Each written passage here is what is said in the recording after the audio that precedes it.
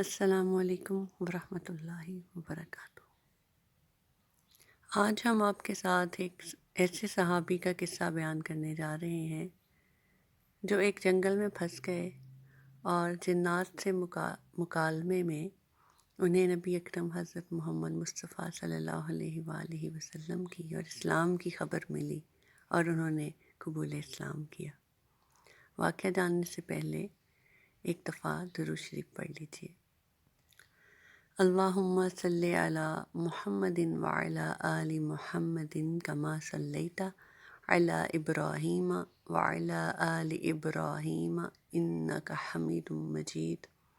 اللہم بارک علی محمد وعلی آل محمد کما بارکت علی ابراہیم وعلی آل ابراہیم انک حمید مجید۔ واقعہ کچھ یوں ہے کہ تفسیر مظہری میں ہے کہ حواتف الجن میں سند کے ساتھ حضرت سعید بن جبیر رضی اللہ سے یہ نقل ہوا ہے کہ رافع بن عمیر رضی اللہ صحابی نے اپنے اسلام قبول کرنے کا یہ واقعہ بتایا کہ ایک رات میں ریگستان میں سفر کر رہا تھا۔ اچانک مجھ پر نیند کا غلبہ ہوا۔ میں اپنی اونٹنی سے اترا اور سو گیا۔ سونے سے پہلے میں نے اپنی قوم کی عادت کے مطابق یہ الفاظ کہے، یعنی میں پناہ لیتا ہوں اس جنگل کے جنات کے سردار کی۔ نعوذ باللہ۔ میں نے خواب میں دیکھا کہ ایک شخص کے ہاتھ میں ایک ہتھیار ہے، اس کو وہ میری ناکہ کے سینے پر رکھنا چاہتا تھا۔ میں گھبرا کر اٹھا، دائیں بائیں دیکھا، کچھ نہ پایا۔ شیطانی وسوسہ سمجھ کر پھر سو گیا۔ پھر وہی خواب دیکھا، اٹھ کر دیکھا کسی کو نہ پایا، مگر اونٹنی کو دیکھا کہ کانپ رہی ہے۔ پھر سو گیا، پھر وہی خواب دیکھا، اٹھا دیکھا تو میری اونٹنی کانپ رہی ہے۔ پھر دیکھا ایک نوجوان ہے جس کے ہاتھ میں حربہ ہے۔ یہ وہی شخص تھا جس کو خواب میں ناکہ پر حملہ کرتے دیکھا تھا۔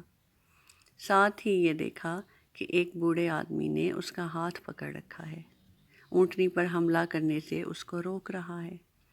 اسی عرصہ میں 3 گورخر سامنے آ گئے۔ بوڑھے نے کہا اس نوجوان سے، ان تینوں میں سے جو پسند ہے وہ لے لو اور اس انسان کے اونٹنی کو چھوڑ دو۔ وہ جوان ایک گورخر لے کر رخصت ہو گیا۔ وہ بوڑھا ایک جن تھا۔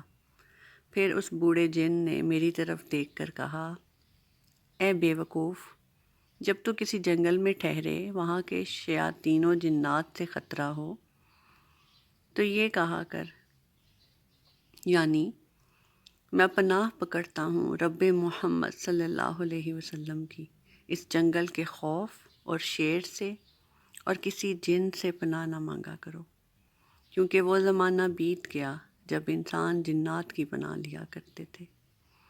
ہم ان پر ایمان لا چکے ہیں۔ میں نے اس بوڑھے سے پوچھا وہ کون ہے؟ اس نے بتایا وہ عربی ہیں، نہ شرقی نہ غربی، پیر کے روز مبعوث ہوئے ہیں۔ میں نے پوچھا وہ کہاں رہتے ہیں؟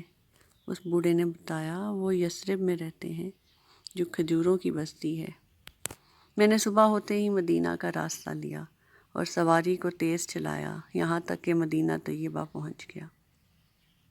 حبیب خدا صلی اللہ علیہ وسلم نے مجھے دیکھا تو سارا واقعہ مجھے خود ہی سنا دیا۔ اس سے پہلے کہ میں آپ سے کچھ ذکر کروں اور مجھے اسلام کی دعوت دی، میں مسلمان ہو گیا۔